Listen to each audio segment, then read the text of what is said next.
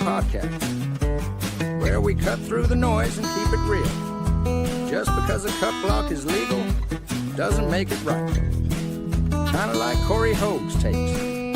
Now, here's your host, Cory Hogue. Thank you, Jesse, and welcome to the Cut Block Podcast. This week, we're cutting through the noise and getting real about Texas Non-FBS stadiums I visited. Then we're going to head into the Gridiron Briefing Room, and I'm going to break down playoff races from FCS all the way through NJCAA and discuss which teams still have legitimate hopes of making the playoffs in 2025. And, of course, we close things out with the weekend warm-up. It's my personal viewing schedule for the weekend. My name is Cory Hogue, proprietor of CoryHogueSports.substack.com. You can find me on social media at Cory Hogue Sports, CoryHogue Sports. Don't forget to like, subscribe, review the podcast wherever you listen. It really does make a difference. Thank you all for your support, as always. Let's head into the trenches, where we're talking about my top 5 stadiums and my bucket list. A couple weeks ago, I opened the mailbag, and one question stood out above the rest. A reader asked me to rank the best non-FBS stadiums in Texas. And honestly, that's a question that was just too good for a quick answer. It deserved its own story. Now, to make this fair, I set one rule: only on-campus stadiums or facilities actually owned by the school.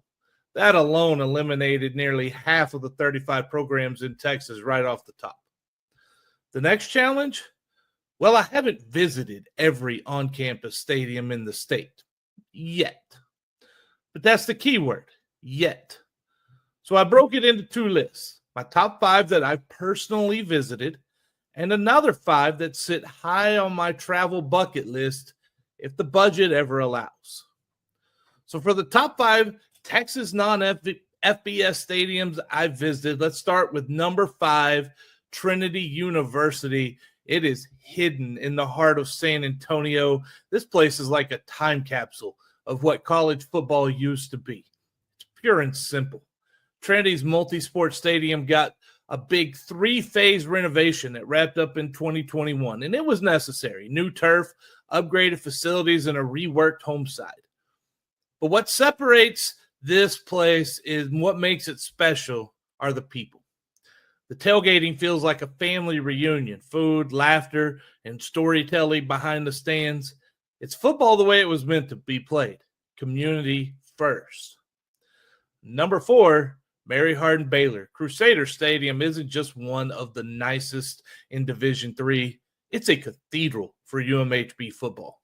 The 5,400-seat home side towers over the field, and another 2,200 seats right in front of the student union, where students wander in between study sessions. Then you've got one of D3's biggest scoreboards. The crew dogs are grilling nearby, and yes, that famous purple vanilla ice cream. If you know, you know. Number 3, Abilene Christian. Wildcat Stadium sits just off East Ambler Avenue, and it's as beautiful as it is functional. With a 12,000-seat capacity, club suites, an HD video board, and berm seating for families who like to maybe picnic while they watch football, ACU nailed the blend of modern amenities and that West Texas hospitality. Between the big country tailgate and a student section that never sits down, it's a full-day experience. Number 2, West Texas A&M. Bain Schaefer Stadium in Canyon might be Division II, but it looks and feels like Division I. It seats 8,500 officially, but can hold around 12,000 when you count the berms and seating areas. Family boxes, 7 suites, Legends Plaza. It all gives the place a professional feel. What sets it apart? Thunder, the live buffalo who leads the Buffs onto the field. It's a sight you'll never forget. And number 1, no surprise here, it's Tarleton. Tarleton Memorial Stadium is the showpiece of Texas non-FBS football. The $24 million remodel transformed it when the Texans moved to Division I. And another upgrade in 2022 bumped capacity to 24,000. But the real magic isn't the seats. It's the tradition. Texan Alley tailgate starts buzzing hours before kickoff. Then comes the Point du Hoc March, the ROTC cadets, cheerleaders, band, players. They all rally at Earl Rudder's statue for a motivational speech before headed to the stadium together. When you add in the Texan Rider, the Purple Poo, and the Sound and the Fury Band, you've got an atmosphere that rivals anyone in the country. So, my 5 Texas Non-FBS stadiums that I haven't visited but are on my bucket list. Let's start number 5. This was an odd one. It's Sul-Ross State. Like, Jackson Field doesn't have skyboxes or a giant video board or really some of the best facilities you're going to find. But what it does have is priceless. It's got a mountain backdrop. Looks like a postcard. Watching Lobos games in Alpine on a crisp fall afternoon, it just sounds perfect. Just don't invite me in December. I'm not a big fan of the snow. Just saying. Number 4, Stephen F. Austin. Homer Bryce Stadium. This one's about history and scenery. Love the piney woods of East Texas. They're one of my favorite parts of the state. And catching a playoff game in Nacogdoches with 25,000 fans packed in, it's a dream, and it would be something special. Number 3, Lamar. Lamar football doesn't get enough credit, on and off the field. Provost Humphrey Stadium looks fantastic. In the game day setup, they've got tailgating, a kids zone, the Cardinal Walk where you can meet the players, and the showcase of the Southeast Texas Band. It's one of the most complete FCS experiences anywhere. Number 2 place on my bucket list, Prairie View A&M. I've been to a few HBCU games, and they are fantastic, but I've never been to one at Panther Stadium. That needs to change. Blackshear Field sits atop the hill like royalty. You got music, the dancing, the fifth quarter. If you've never experienced that, it's more than football. It's a culture. With 15,000 seats and 10 skyboxes, PVAMU might have the best looking FCS venue in the state. And I'll be honest, every time Coach Tremaine Jackson posts a photo from his office overlooking the field, I get a little jealous. Number 1 on my bucket list, UT Rio Grande Valley. Look, after talking with Coach Travis Bush right here on the Cut Block podcast a couple weeks ago, Vacker Stadium shot straight to the top of my list. The way he described it with the smell of fajitas drifting from the parking lot, I swear I could smell it through the microphone. But it's not just the food. It's the Valley vibe. Those fans love their football. They've sold out every game this season, over 12,000 strong. And they have a waiting list for season tickets. That's not hype. That's a passion. And I can't wait to feel that energy in person. Up next, we'll go inside the Gridiron Briefing Room to discuss which Texas non-FBS teams still have viable playoff hopes. But first, I want to let you know the Cut Block podcast is listener supported. And if you have the means, I'd be honored to have you as a paying subscriber over at CoryHogueSports.substack.com. Paid subscribers get every story delivered right to their inbox. Annual subscribers get 6 months free. And founding members, I call you the All-Stars. You receive early access to posts, plus my undying love and gratitude. All right, listen, we're heading to October. And that means one thing, it's time to talk playoff football. We're late October, almost November. We're not talking hypotheticals anymore. Not if everything breaks right. I'm talking about the teams in Texas non-FBS who have a legitimate path to the postseason as we enter the home stretch. From FCS to D2, D3, NAIA, and the JUCO ranks. There's still a lot to play for. Some teams are in the driver's seat. Others are hanging on by a thread. So let's break it down level by level and see who's got a shot to extend their season and who's one bad Saturday away from the end. Let's start in the FCS, where 4 Texas programs are still in the picture. Tarleton, Abilene Christian, Stephen F. Austin, and Lamar. Tarleton is the clear frontrunner. The Texans are 8-0, sitting 3rd in the FCS national rankings. The offense is balanced. The defense is nasty. And they've won in multiple ways. They've blown people out. They've had a couple of comebacks that, roughly you count Army, I guess. You name it, they can win that way. And they're getting healthy at the right time with Victor Gabalis back at quarterback and Trey Page III returning in the backfield. But here's what makes Tarleton special. They are battle tested. That road win at Army back in September wasn't just a payday game. It was proof that this program has arrived. Now, the schedule still has traps. They go to Eastern Kentucky this week and then travel to Abilene Christian. But if they can win out, Tarleton won't just be in the playoffs. They'll be in contention for a top 2 seed and home field advantage in the FCS postseason. Speaking of Abilene Christian, things are getting urgent in the big country. The Wildcats are on the edge of elimination, and another UAC loss would be devastating. They've shown flashes of being a playoff team, but inconsistency has been the story. The offense can move the ball, but turnovers and slow starts have haunted them at times.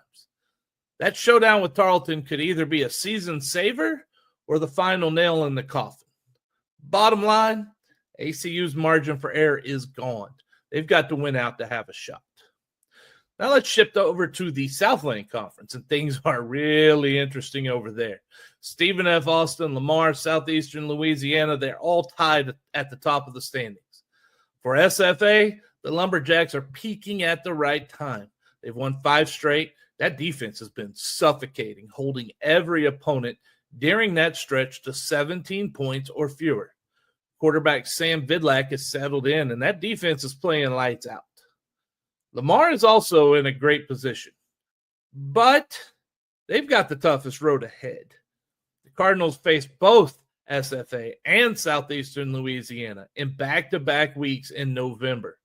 That's brutal. But if Lamar can get through that gauntlet, they'll absolutely earn their playoff spot. But right now, it's a 3-way battle for 2 playoff bids at best. Any slip-up could be fatal.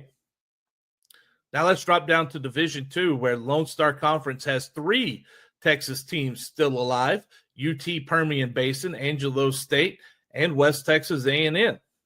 UTPB has been one of the biggest stories in the state. The Falcons started 5-0 and looked like world beaters under Chris McCullough.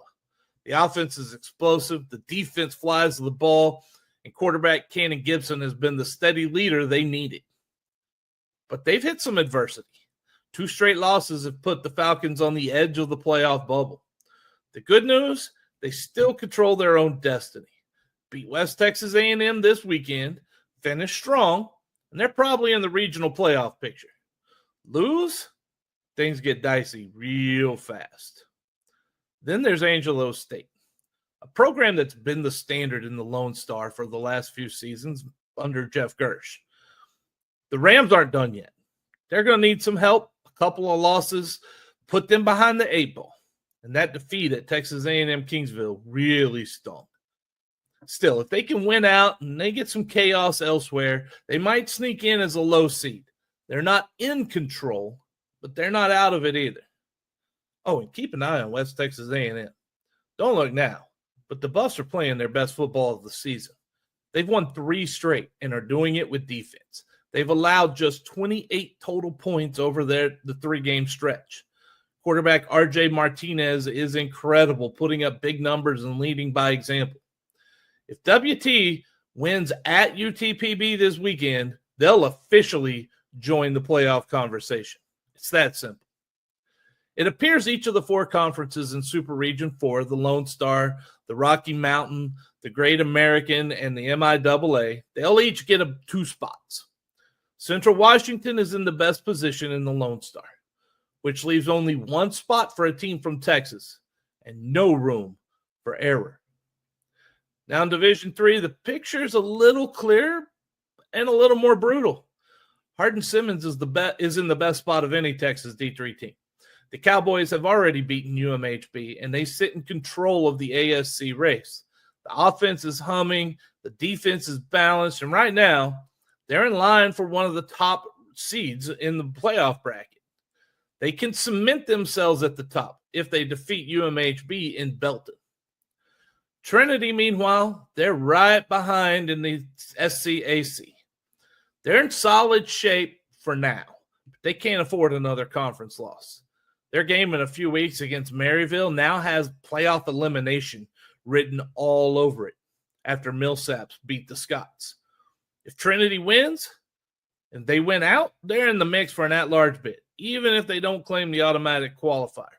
But if they lose one more, that's probably it. And then there's Mary, Hardin, Baylor. Let's just be honest. The Crew are on life support right now. And honestly, that's where their offenses seem to be all year. Inconsistent quarterback play has doomed them. The defense is still capable.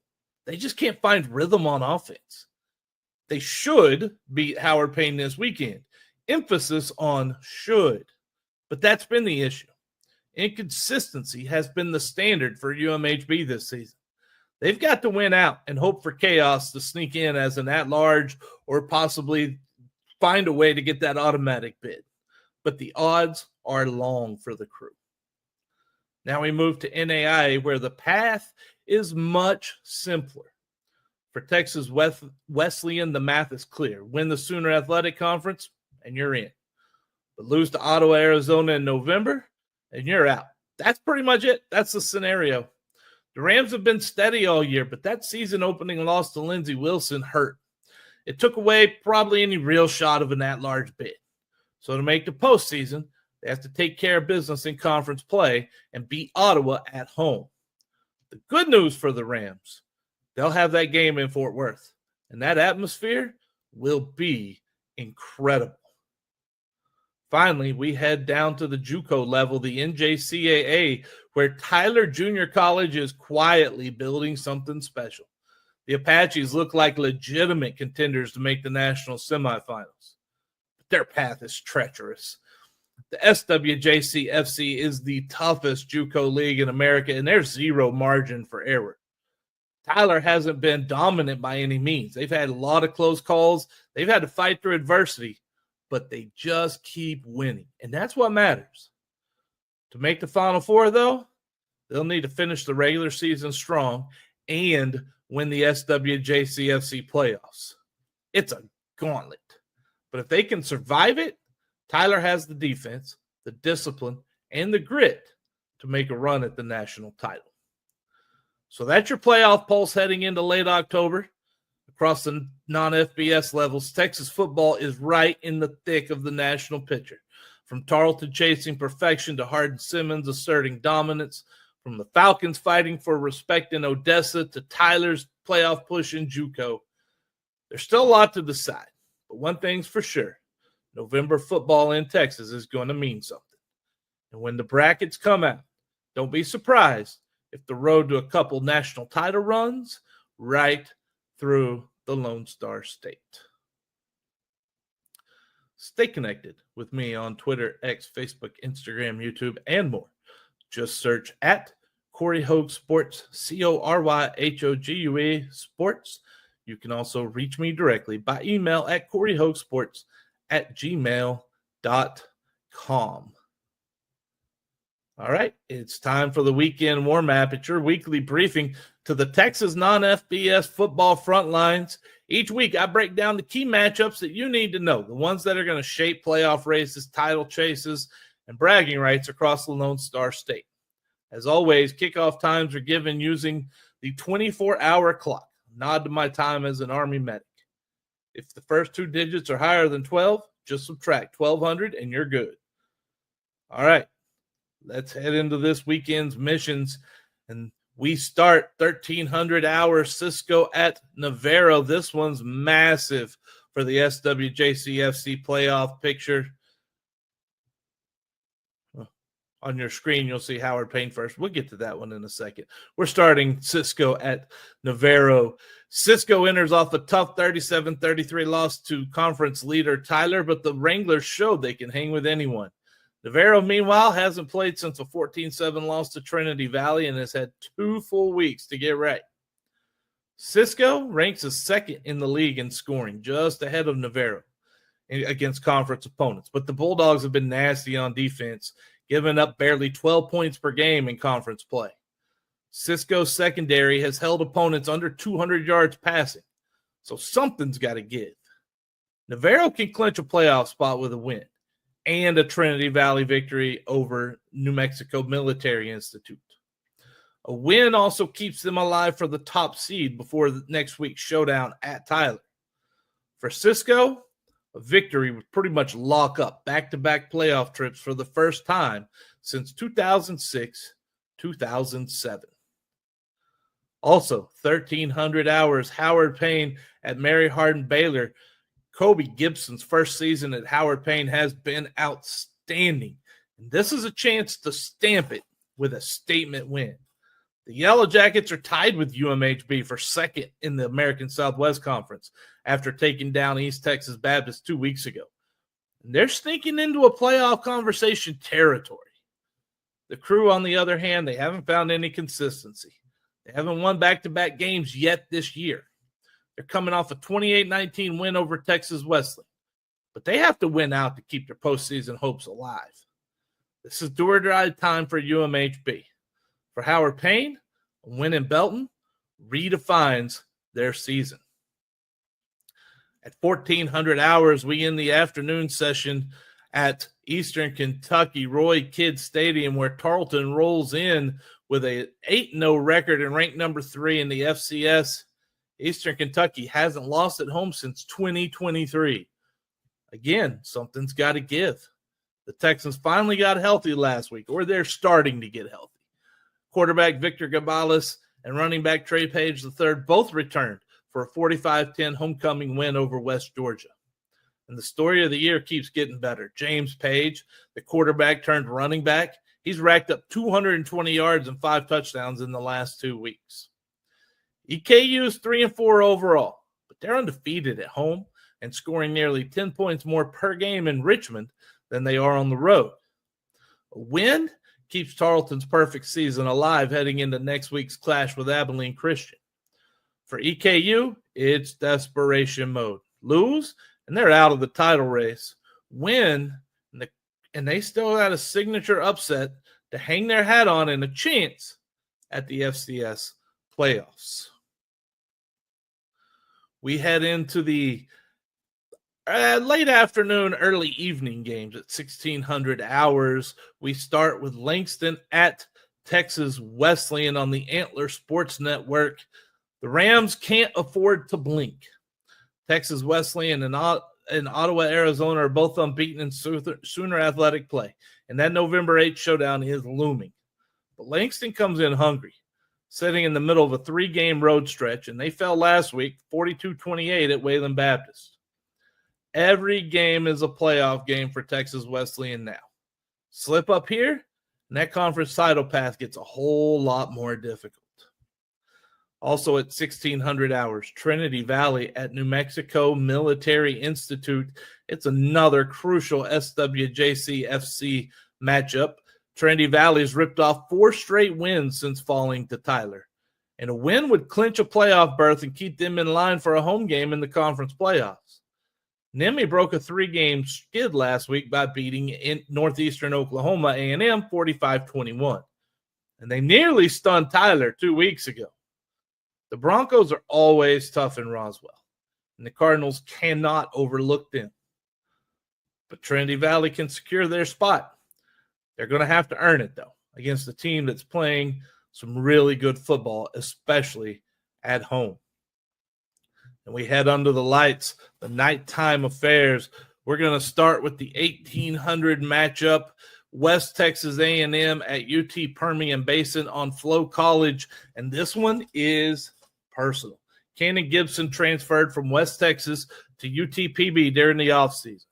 And now he faces his old team in a game that could decide the playoff fate for both squads. WT's defense has been lights out during their 3-game win streak, giving up just a total of 28 points. RJ Martinez has been the heartbeat, over 2,200 yards passing, 17 touchdowns, and 5 more on the ground. The Falcons started 5-0, but they've dropped 2 straight. Gibson's thrown for over 1,700 yards and 13 touchdowns. He's also their leading rusher. But they got hurt by turnovers recently, especially last week and then late in the game against Central Washington. This feels like a playoff elimination game. WT could climb back into regional contention with a win. For UTPB, no more room for error. Lose here, and postseason hopes are gone. Also at 1800 hours, Stephen F. Austin at East Texas A&M on ESPN+. Do you want storylines? This game's full of them. Colby Carthel returns to the place where he won a national title as a Division II school, and East Texas A&M nearly knocked off Lamar 2 weeks ago. Then they go into San Antonio last week, and they just stunned UIW with that comeback. Quarterback Ron Peace and that Lions offense, they're rolling. They're averaging almost 40 points a game against Southland competition. But SFA's on a heater of its own. 5 straight wins after a 34-7 marathon weather delay victory over Nichols.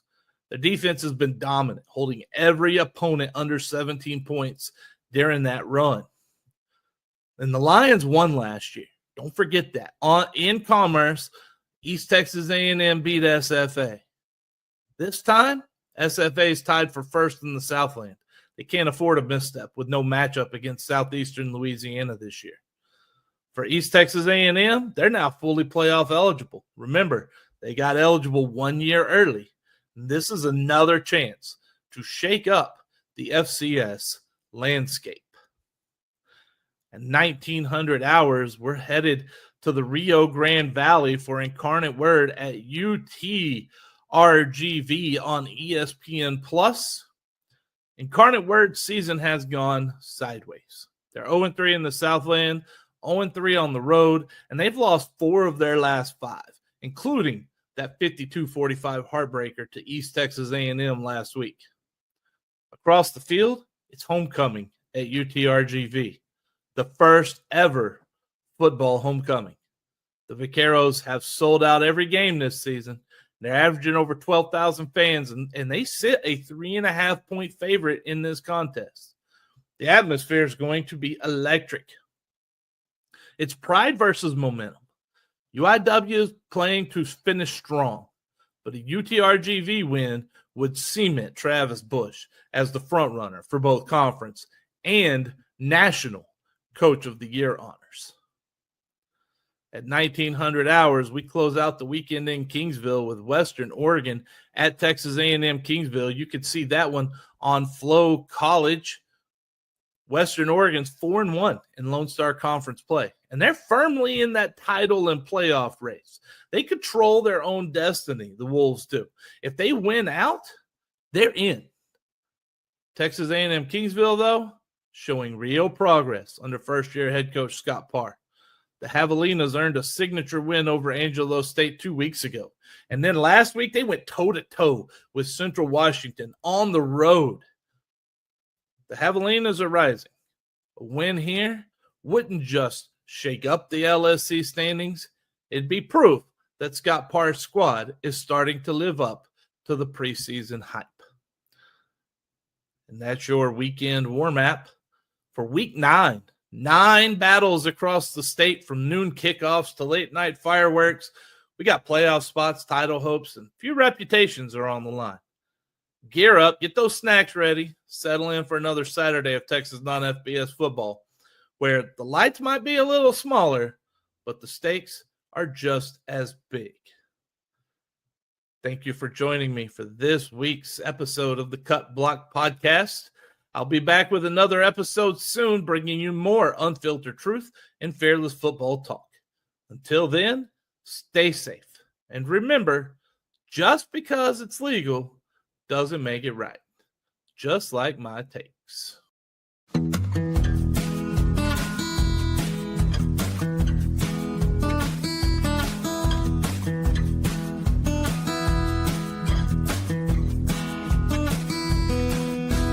Thank you for listening to the Cut Block Podcast with Cory Hogue. Remember, the cut block might be legal, but that doesn't make it right. Just like Cory Hogue's takes.